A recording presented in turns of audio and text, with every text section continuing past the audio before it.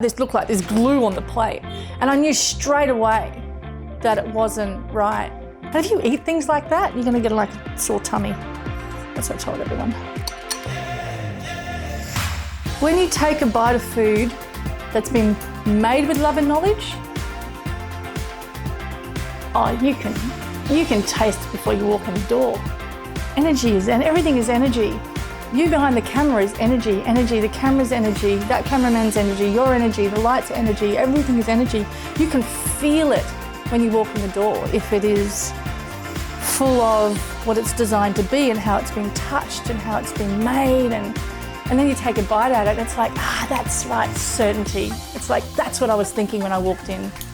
That's how I feel anyway when it comes to food. It's like the other night, John, I had risotto at this place and it came out, and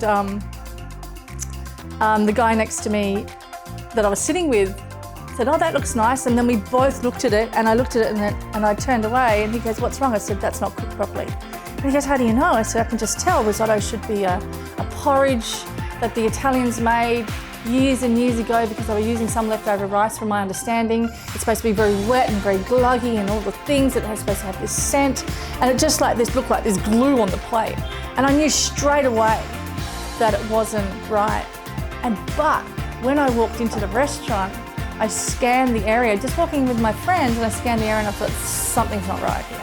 Because the restaurant looked fabulous, but I could feel the energy of the place, how it wasn't congruent with what the chefs were doing and how the chefs had maybe just forgotten or hadn't tasted it that day. That was a really interesting thing, actually. It was like fucking, and if you eat things like that, you're gonna get like a sore tummy. That's what I told everyone. It was horrible and it tasted fake. Like there was like truffle oil in this risotto and I could smell it, and it wasn't like those yummy mushrooms. You know when you cook mushrooms?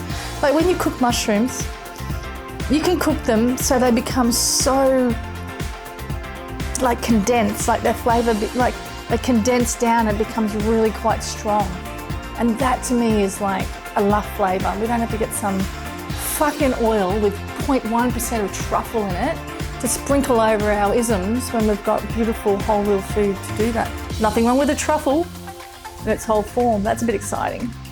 Get the old grater, and that's different to infusing something with a tiny bit of flavour that's been synthetically something or other.